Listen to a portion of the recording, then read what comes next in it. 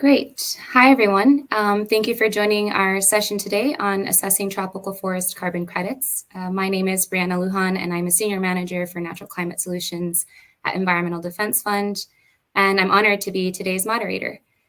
Just a few logistics notes. If you would like to ask our panelists a question, please put that in the chat, which we'll be moderating closely. And if we have time at the session, we'll try and get to some of those questions.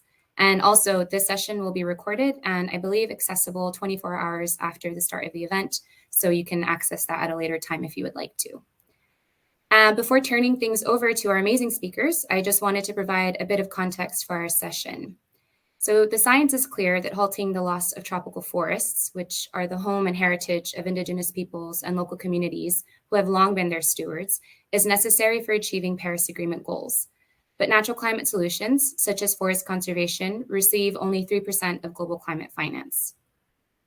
Corporate purchases of forest credits can support forest conservation and help close this finance gap while providing governments, civil society, Indigenous peoples, and local communities with the finance necessary to scale their efforts to conserve forests. And there is increasing interest among companies in purchasing tropical forest carbon credits, which is why it's imperative that companies are provided with a path forward to confidently differentiate these by impact, quality, and scale in order to drive real results. And that's exactly what we're here to talk about today.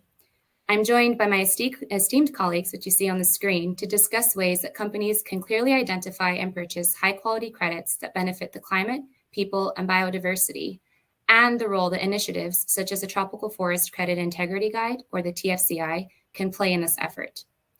So now I'd like to turn to our speakers to introduce themselves. And Paige, I'd like to start with you if that's all right. Thanks. Thanks, Brianna, and thanks to everyone for joining today's session. My name is Paige Langer. I'm an associate at the World Resources Institute, working in the Global Forest Program, focusing mainly on the potential of forests to contribute to climate change mitigation and adaptation, including mobilizing REDD+ finance through carbon markets. And now turning to you, Juan Carlos. Hi. Thank you very much for these invitations, and I'm very excited to have a good dialogue here. My name is Juan Carlos Hintiach. I am Shuar indigenous from the rainforest of Ecuador. I am member of Confeniai, member of COICA, what is umbrella indigenous organization Amazon Basin, also advisor in biodiversity and climate change for many years. And right now I am executive director of indigenous organizations with territory in the global context.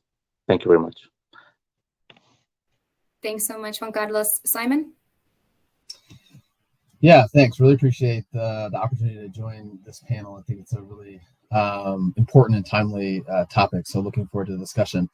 Simon Hall, I lead Walmart Foundation's portfolio on philanthropic grant making related to forests and nature. I also work very closely with the business units on our corporate sustainability priorities related to climate, nature, and forests. So looking forward to the discussion. Thanks.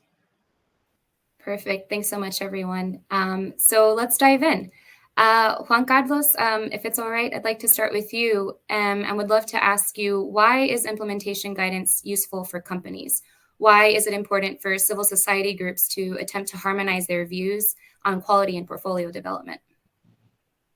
Thank you. Thank you for the question, Rena. I really want to mention something for indigenous people and local community organizations who understand how we are working with our governance. I think so important in this that we have organization, we have very well communication between us.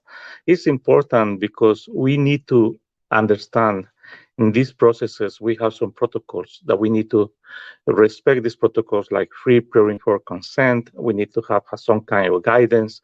And this guidance help us to create relations. When you create relations with any company, with any other partner.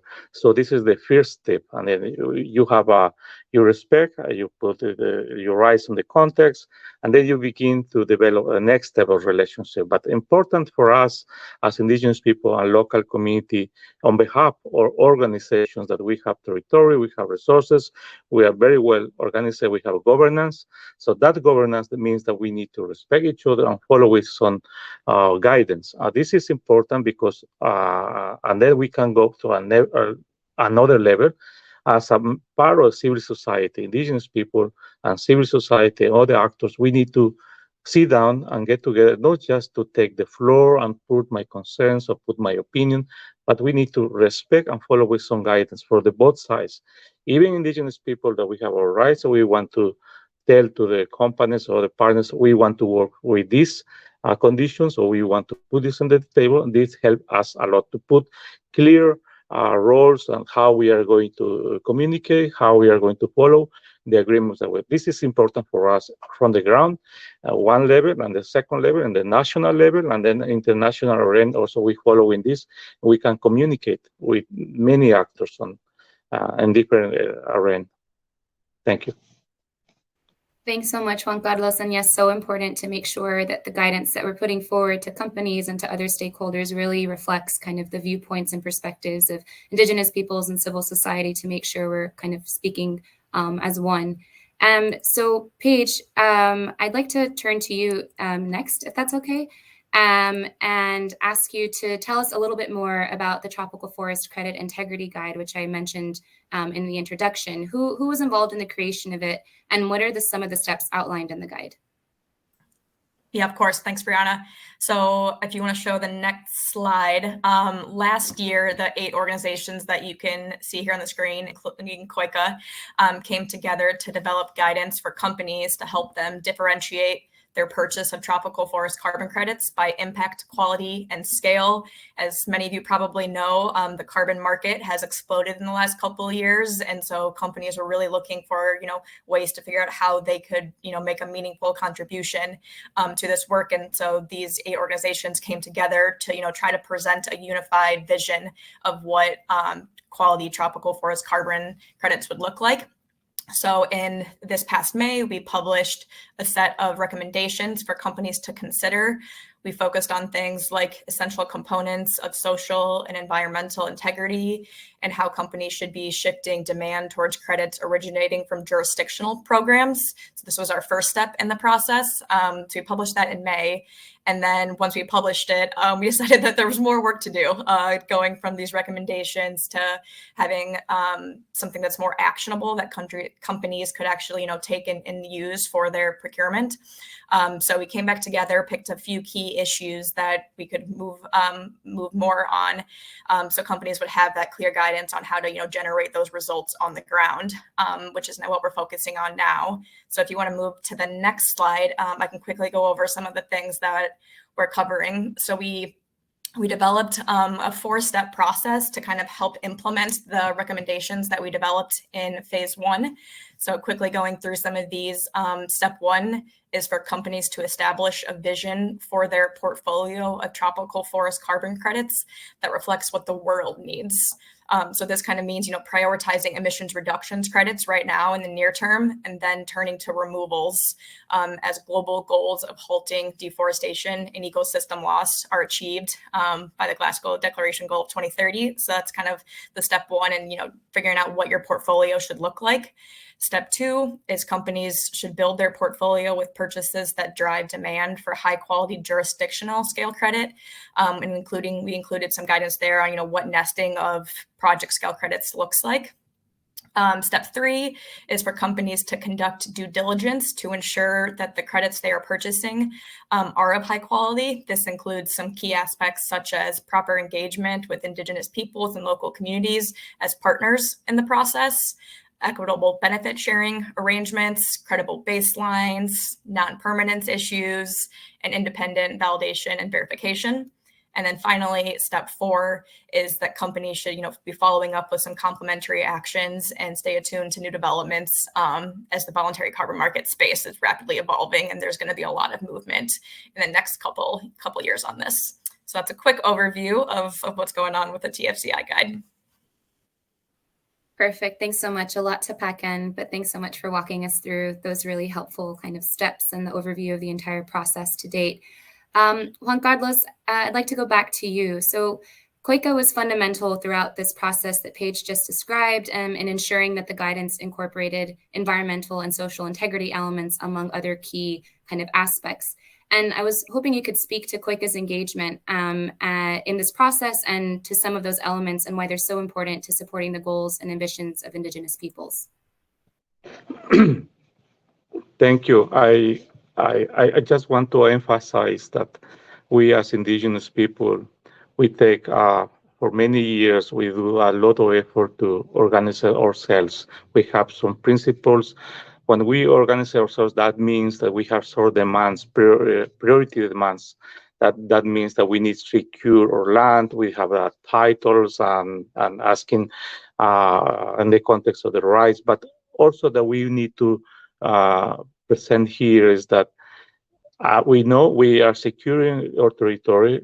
Also, there is Indigenous organizations that are doing their own efforts of trying to secure their own territory, but doing that, and then we do the next step. So we are open to work with some guidance. We are open to work on the alternatives in this context about this context or issue that we are discussing here. This was a real challenge for us because as Indigenous people, we want to mention that we have in the context of rights, that we have our territory and we know how much demands we need to approach and keep working without forest, without land. And so that brings me to mention here that in our consensus as COICA organization from the Amazon Basin, we were creating these dialogues in respecting our protocols and talking to the leaders, talking to organizations, and discussing between us and different contexts and the ways that's a consultation between us. So we need to respect the follow-up, and then we need to bring this topic that is about the carbon credits, about ecosystem biodiversities, etc., etc. But the point here is that as COICA, for many years, we were having discussions about carbon. We are having discussions about red indigenous in the Amazon, and then we know how much value we have, and we can work in this context, but also we have a lot of threats, and then everything brings to the table the threats. I mean, what we can do from here to go to the next step. That's why important for us is if we get in consensus between us as Indigenous people, and then we can share these demands or consensus that this is the way how we can work with our forests. This is the way how we need to do consultation. For us, this is very important to open it and discuss it and to mention that here we are actors, and here we can be players and equal, and we need to be and develop enable conditions, etc., etc. So in the Amazon Basin, some of the organizations, they did a lot of work securing their land, securing their forests, securing their resources.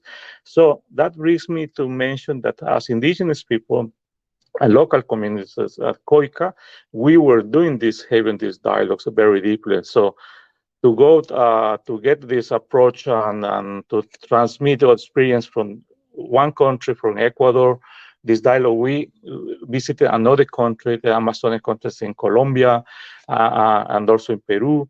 So we begin to open it again and talk again. So this exercise, how we were doing our dialogues between us in different countries, and that was helping because between us, we have our own ways, our language, our intercultural ways to transmit our knowledge in different visions. For example, it's difficult for my people how I develop concepts about markets, about biodiversity, service, but we need to compare, we need to match, we need to adapt because we are from the Amazon Basin, we are from these ecosystem services, forest connected, we are part of this biodiversity of the forest.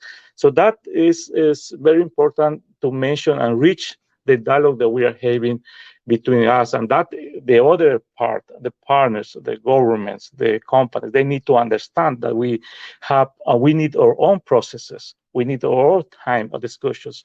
So we were doing this a lot.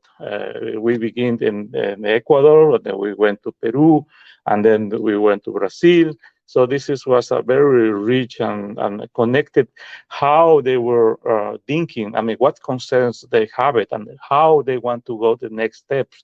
And then this is the way how we did. So this was a very rich conversation between us that empower us with these new concepts. This is a challenge, and then I think so that we were end of the discussions. We were transmitted that we are preparing and we are ready to be part of these actions and to do something with these proposals or this initiative. Thank you. And no, thank you, Juan Carlos. That was so helpful and so informative and really great to hear more about the amazing work that COICA did to really engage these different Indigenous peoples, organizations and networks in different parts of the Amazon to really make sure that their views and perspectives were kind of reflected and captured and considered. So thanks so much for taking us through that. I'd like to pivot slightly to hear from Simon. We've heard a bit from civil society and Indigenous peoples and local communities perspectives. And so Simon, I would love to ask you, what is the role of companies in achieving the goals of the Paris Agreement, and how do initiatives like the TFCI guide, which we've been talking about, or the LEAF Coalition, which Walmart Foundation is a part of, bolster your sustainability and climate action efforts?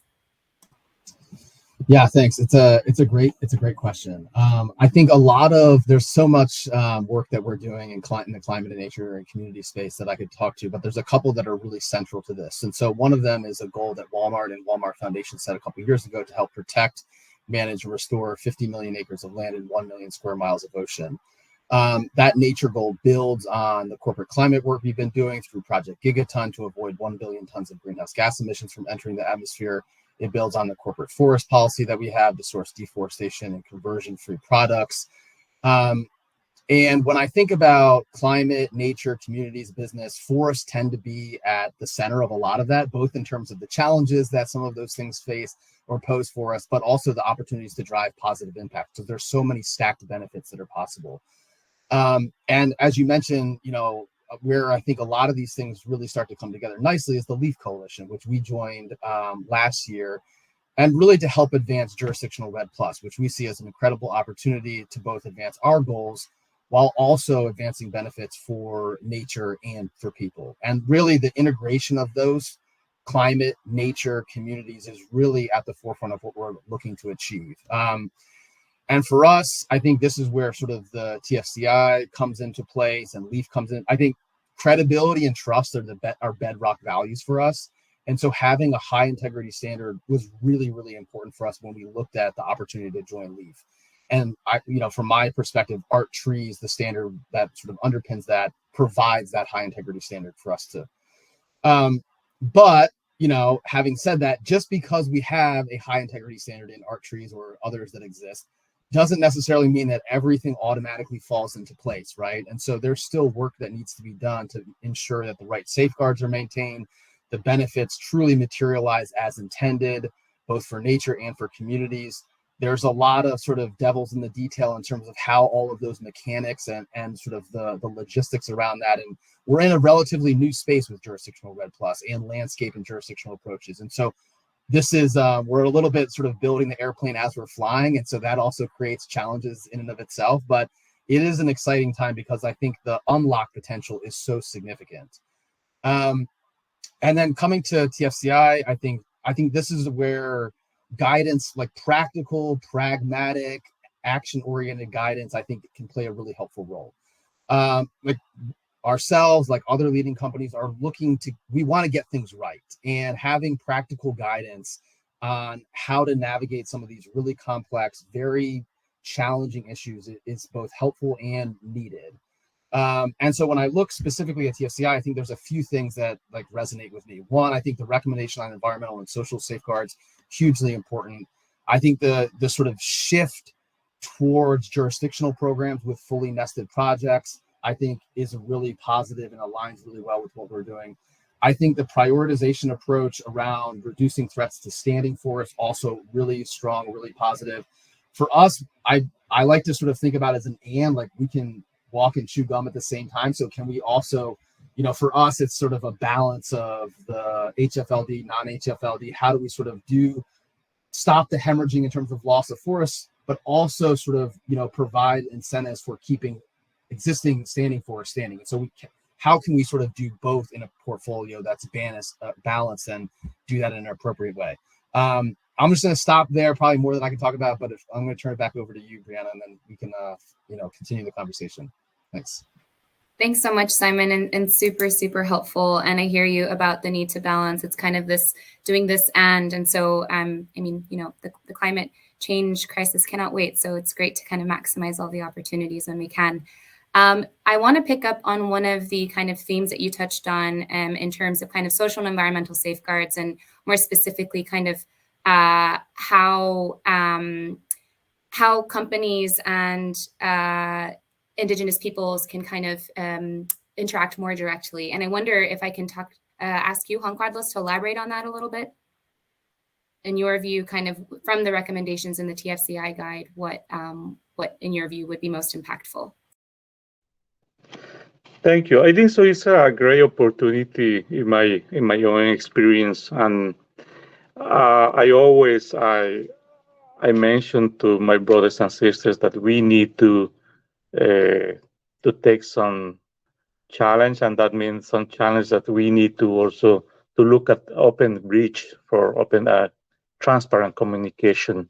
When I ask in this transparent communication that we need to develop conditions, how you're going to talk to government, how you're going to talk to companies, or what topic you are going to discuss. And then we need to make clear from the beginning, if we are going to discuss about diversity, about credits and markets, and everything, we need to have a previous induction for the leaders who make the political decision from the ground, and who are going to be the advisors, who are going to be the focal point, who is going to speak or follow with this kind of issue. Because when you are invited, sometimes that happen or experience in the government, we need to sit down with the same conditions. First of all, we ask in respect, even though we have our own processes, because we live in the territory, we are there, we know what is happening there. We live in the rainforest inside, and we control that. So it depends. This is how much territory you have it, or how much belongs to you, and the legal by law. This is another topic. But the point is here is when the other part is inviting you in the table for talk and the discussions, and this is opportunity to talk that maybe for us and the TFCI guidance help us to be in this process as a challenge that we need to open that, discuss us very frankly, with honest and transparent, and we need to understand the concepts very well. The leaders has to be very well understanding about the situations. And then I think so this is the communications and the way how you are honest in the beginning, we feel it, and then you can continue developing this relation. Because sometimes they say we cannot talk to Indigenous people because Indigenous people are very complicated. No, it's the complicated when we make that complicated. We need to make easy, following the rules, respecting the rules, and we need to, and then makes you another level that you need to have a space, comfortable space with enable conditions, with transparent concepts as about any kind of projects or any kind of concepts. But we were doing this a lot, this exercise. My own organizations, they were part of this, and we have a national dialogue. So we have a roundtables dialogue. So we discuss with the government, we discuss with partners, and we listen to proposals and the opportunities. So this experience maybe it's going to change a little bit in Peru. Maybe it's going to change a little bit in Brazil. But at the end of the day, we following these protocols that always I need to mention that we all the time we connect with the rights, what rights we have it. We need to ask information very clearly from the beginning. We need to be honest. We need to be transparent, and that's what makes you in the same level. And then we sit down. Yeah. So this is helps us a lot to respect each other and to the compromise that you are understanding to me as indigenous people, that also that I have my governance. This is important because the government needs to understand that we have our own governance. That governance, we have our own protocols, and then we can discuss any kind of projects or initiatives, and then that is the best way to communicate, to articulate, to work together, and then we can jump and to do any kind of project. But at this time, this is my part of my experience that we were doing this as a lot. We are engaged in this a lot, and we were learning because this is a fantastic group with different NGOs, partners, researchers, and scientific people. But also we have our knowledge. Also we have our rights. Also we know what we have it. So in that context, I think so that helps a lot, and to go and share other indigenous groups. They need more information about this. Yes, they need more capacity to understand and with this learning process, with readiness. Yes, we need to help that. Some other organizations, maybe they don't need that because they are working with this concept, they are working about this, but we need to help that. We cannot let anybody in behind. We are collective. As a collective, we need to protect us ourselves with our rights, and then we can benefit for all together in this context. Thank you. Thanks so much, Juan Carlos, and super, super important and powerful insights. I think the kind of main tenets of respect and dialogue and partnership can go a really long way, as you're saying. And so I think those things should be prioritized to the extent that we can. So thanks so much for sharing about that. And I guess picking up on kind of what Simon mentioned before, Paige, could you share thoughts on what are additional complementary actions that companies should be considering to address tropical deforestation? Yeah, of course. So there are a couple different ways to answer this question. And so I thought I'd break it up into a few different categories. So first is companies need to decarbonize. Everyone needs to decarbonize. So, focusing on, abating scope 1, 2, 3 emissions in line with Paris Agreement. We need to reverse these trends. Tropical forests are becoming less resilient, more degraded as the climate warms. We're seeing this in places like the Amazon nearing tipping point. So as we continue to emit fossil fuels, tropical forests suffer. So step one, decarbonize. More specifically related to some of these conversations, there are some actions that companies can take, to help jurisdictions and their stakeholders deliver these high quality carbon credits. So, the focus of the TFCI. So this includes things like supporting full and effective partnerships and participation of Indigenous peoples and local communities in all aspects of program and project development, engaging in public and private partnerships to co-invest in carbon crediting infrastructure and capacity building as the space is, rapidly evolving. And I like what Simon said, we're in a plane that we're trying to build right now. There's a lot of capacity building that is going to be needed to, support people on the ground and countries and everyone involved in this space, from things like MRV to, figuring out how to do corresponding adjustments. There's so many things that are going to be needed. So just like infrastructure capacity building is huge. And then other things, companies just continuing to work standards to advocate for continued advancement and improvement quality. We're seeing a lot of improvements in the standards of the last couple of years. A lot of it because, people demand it. It's this trust thing. No one wants to buy a credit that they don't think is gonna, be good. So those are some of the types of actions that, companies can take on that, specifically can improve some of these jurisdictions to, supply some of these carbon credits. The third bucket of things that I kind of came up with was non-crediting mechanism. So, we're focusing on carbon credits right now, but there's a lot of other, actions out there that companies and others can work on that are nonetheless very important to tropical forests in this space. So things, like improving land tenure, we know that works. We know Indigenous peoples are the stewards of the forest, and I've shown, over and over again that they protect their forests. And so things like improving land tenure are hugely important. Additionally, land use policies that, kind of focus on jurisdictional approaches to zero deforestation. Some organizations like AFI are working on these zero deforestation approaches. So land policy, kind of work. And then finally, something that we don't talk as much about, farmers. And so things like, supporting farmers to increase their yields, because commodity-driven deforestation is the biggest cause of deforestation everywhere. So kind of on the other end, working with farmers to improve their uses so that it can, in turn, protect tropical forest. And then I have one other category that's kind of like a combination of all the other categories. Didn't know how to place it, but so this is things like increasing investments in sustainable development of like supply chains and products and supply sheds, and how that fits with jurisdictional programs and jurisdictional crediting. So this is something that kind of touches on scope 3 decarbonization, crediting, non-crediting issues.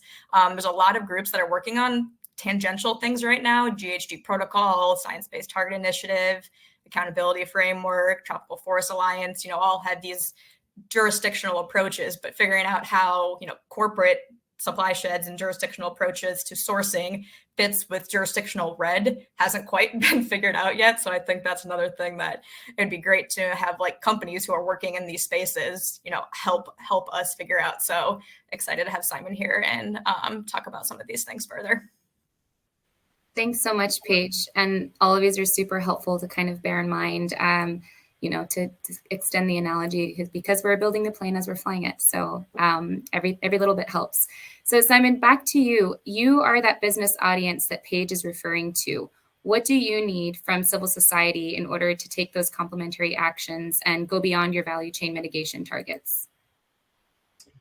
Yeah, these are great questions, and love to hear all of the different categories of complementary actions, and so many of those align with things that we're already sort of working on, or sort of are trying to build a runway up to. I think just directly on this question, I think there's a couple areas where some additional guidance, some additional clarity may be helpful. So I think there's still some big questions around like this sort of notion of using high integrity credits for beyond value chain mitigation, and specifically like where are those lines drawn? What's in, what's outside of value chain? Is it the field where those commodities are produced? Is it the farm that those commodities are sourced from? How does that look when we come to concessions and other types of sort of models that exist in different parts of the world? What about adjacent areas that are critical, as we know, for productivity and resilience? And without those areas, those production units and those farms aren't able to, provide the goods that we use and consumers buy and look for and need.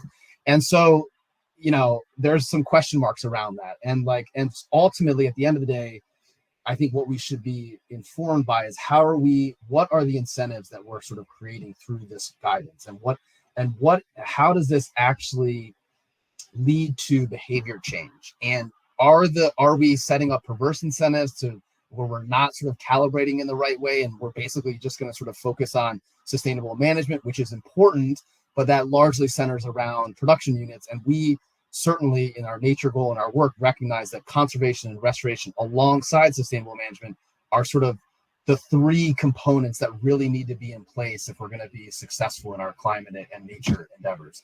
So those are some sort of like, what are the implications and trade-offs with different guidance, and sort of pressure testing some of these things, I think is super important. And I think, just generally speaking, if guidance is being developed with the intent that companies use it, there should be at least some degree of company involvement in helping shape that in a transparent, credible way. Just like we would expect to do the same, like we wouldn't sort of cook up guidance for another stakeholder group in a boardroom and say like, here you go for it. So I think it's really like to Juan Carlos' point, bringing folks together, having the dialogue. There will be some difficult discussions that are just needed, but I think that's really, really important to make sure that we set ourselves up for success. I still think also like being just mindful about this, everything's a balancing act with trade-offs, like the credibility, the measurement, the reporting, the granularity that's really needed, but also how do we not like bog down just getting moving? Like, how do we don't let perfect be the enemy of good, right? It's a classic sort of saying here. I think there's a lot of interest. There's a lot of capital that's kind of sitting and waiting. If we look at the LEAF Coalition as one example, over $1 billion, $1.5 billion that's sort of like sitting there ready to go for these high integrity sort of results-based kind of But let's make sure that that capital can flow, because it's critically needed, and we'll sort of have knock-on benefits. So that money can be reinvested. We can sort of create this virtuous cycle, this feedback loop, which is going to be ultimately kind of how things sort of become durable long term. I think there's also some really interesting sort of dialogue spaces around sort of the role for indigenous peoples, local communities, the role that corporate purchasers play, how all of that comes together. I think to this, like, we're building the plane as we're flying analogy, I think one of the things that I've sort of just observed in my experience is that we're moving from a project-based RED model to a jurisdictional RED plus model.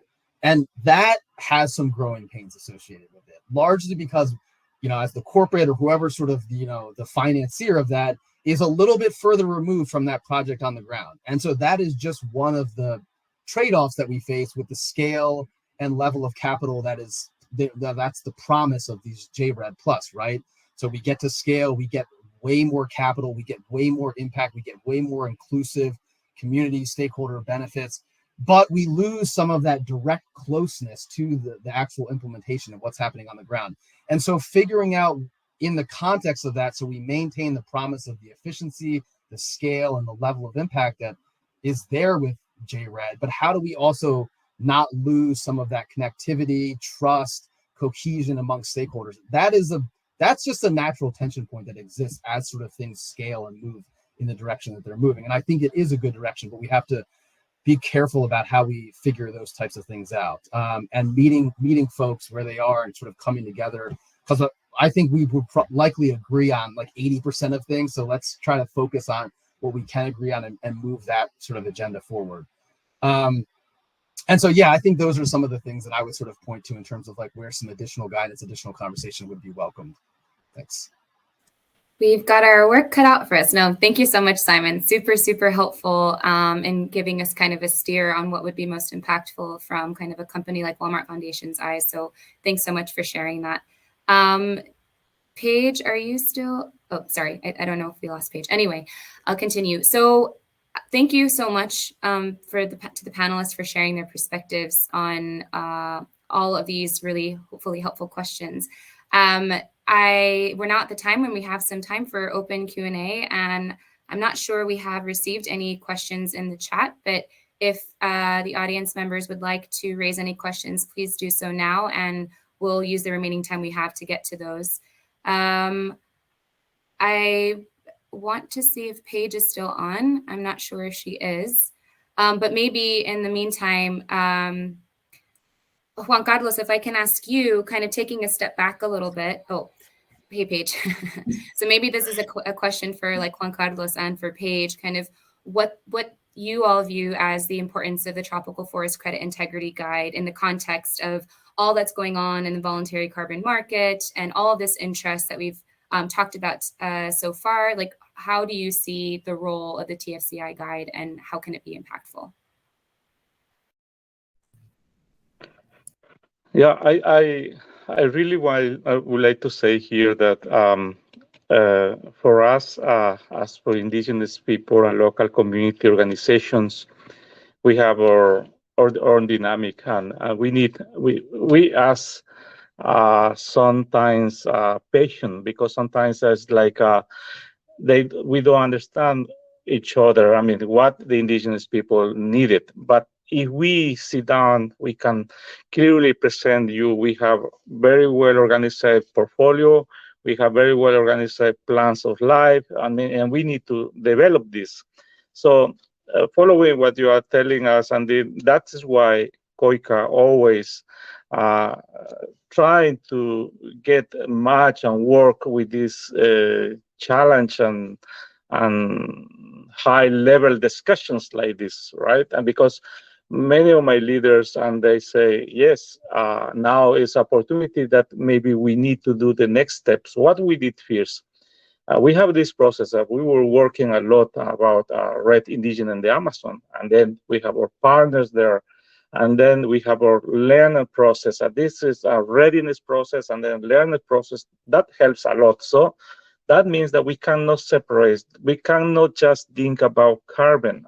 We need to transmit how we are how we are how we are living and measuring, or how we need to transmit this logical what means forest for us, because this is very dynamic, that we are very well connected. We are part of the rainforest, part of the natural people, human, indigenous people. We are one, and then that is why we cannot separate. This is integral. That's integral. That's a so-called cosmovision. This is sometimes very difficult to transmit, but in the moment that the companies understand, other partners understand how we feel it, how we want to work it, if you respect this with guidance, with support, and with enable conditions, with researchers, with scientific approach like we were doing, that is what's the challenge here. We learn this process each other. I was learning, my colleagues and leaders were learning, and that we transmit in the table. They say, yes, now maybe they understand how we are playing this, because we're doing adaptation, we do mitigation, we do resilience with our forests. I mean,